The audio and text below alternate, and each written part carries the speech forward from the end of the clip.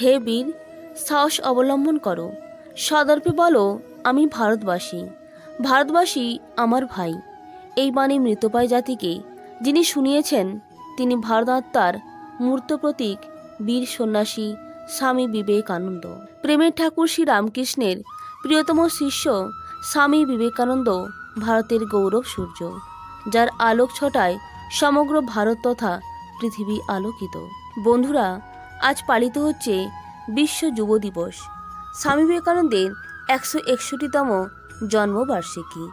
1863 সালের 12 জানুয়ারি মহান এই মনীষীর জন্ম হয়েছিল।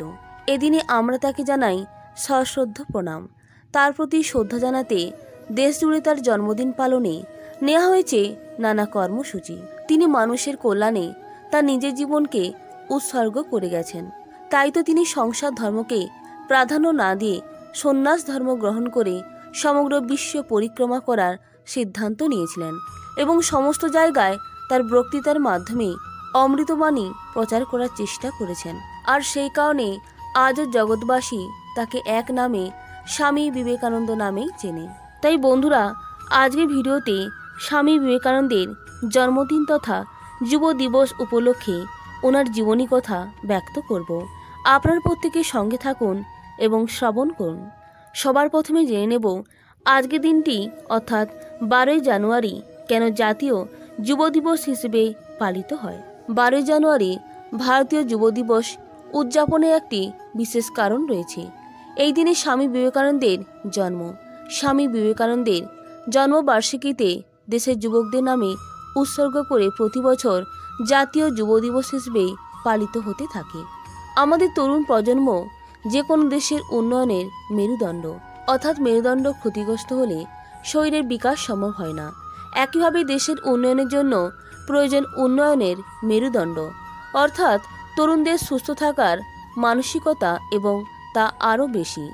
তরুণদের মানসিকতা সুস্থ থাকতে পারে এমন পরিবেশ থাকা জরুরি। দেশ স্বাধীনের আগের সময়ের কথা যদি বলি, তরুণরা সে সময় এমন পরিবেশ পায়নি। অতএব এটি ছিল দেশের সবচেয়ে বড় উদ্বেগ। এবং তারপরে এমন একটি সময়ে স্বামী বিবেকানন্দ যুবকদের জন্য একজন পথপ্রদর্শক হয়ে ওঠেন। তিনি দেশের যুবশক্তিকে জাগ্রত করেছিলেন, তাদের দেশের প্রতি তাদের কর্তব্য সম্পর্কে সচেতন করেছিলেন এবং তাদের অনুপ্রাণিত ও উৎসাহিত করেছিলেন।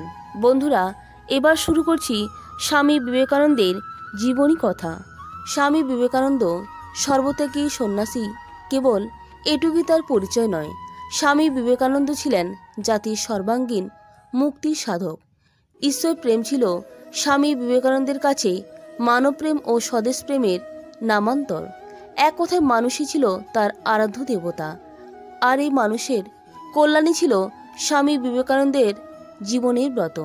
এই কারণে স্বামী বিবেকানন্দ ভারতে এক যুগন্ধর পুরুষ, আর জগতের সকল মানুষের কাছে এক আদর্শ মহামানব। সর্বযুগে সর্বদেশে বিবেকানন্দের প্রাসঙ্গিকতা তাই হয়ে থাকবে চির আধুনিক। 19বিংশ শতক হল বাংলার নবজাগরণের যুগ। জীবনের সর্বক্ষেত্রে শিক্ষা, সাহিত্য, ধর্ম, সংস্কৃতিতে উঠেছে পরিবর্তনের ঢেউ।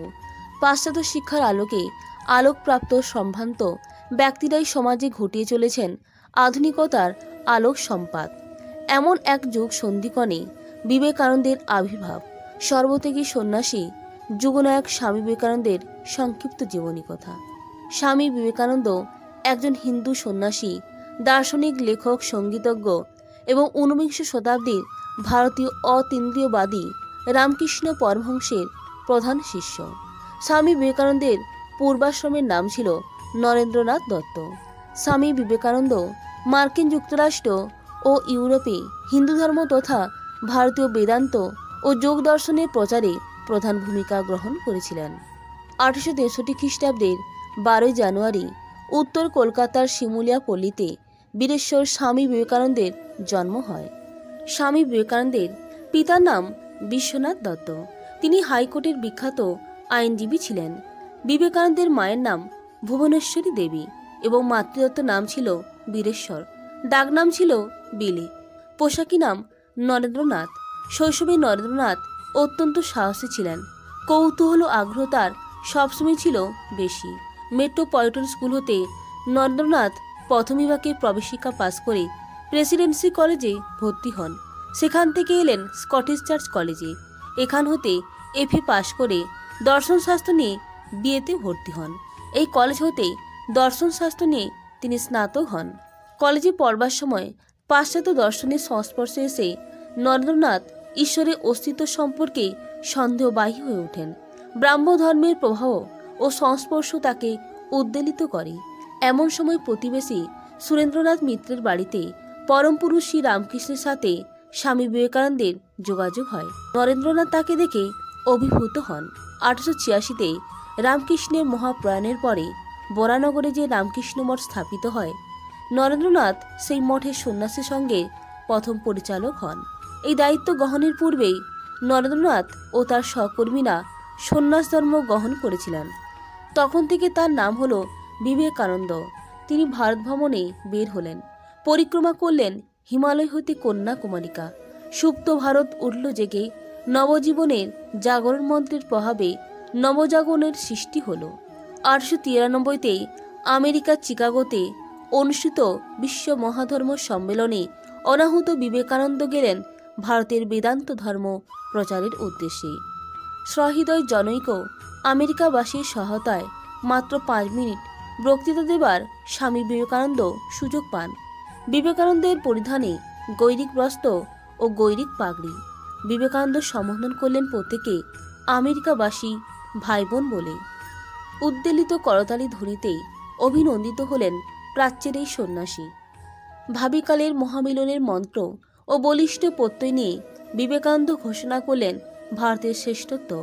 পাশ্চাত্য জগৎ বিবেকানন্দের কাছে মাথা নত করল। ভগিনী নিবেদিতা ও অভয়ানন্দ প্রভৃতি তার প্রমাণ। মার্গারেট নোবেল শিষ্যত্ব গ্রহণ করলেন বিবেকানন্দের কাছে।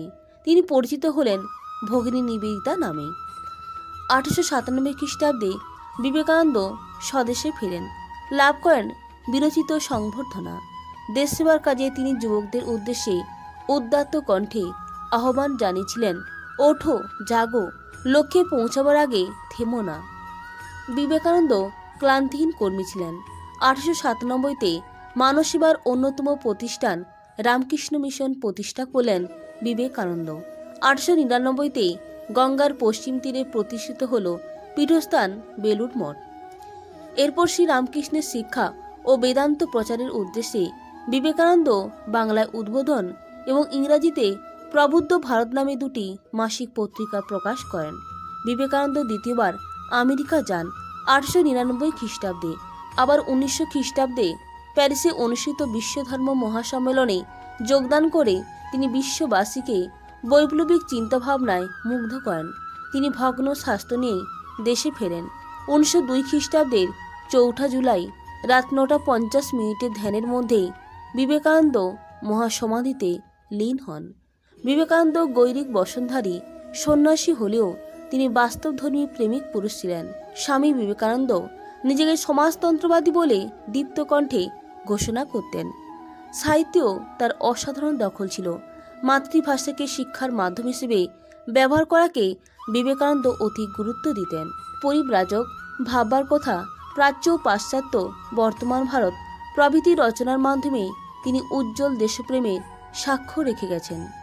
বিবেকানন্দ ছিল জাতির গৌরব, সেবাধর্মের মূর্ত প্রতীক, যুবশক্তির কাছে মৃত সঞ্জীবনী মন্ত্র।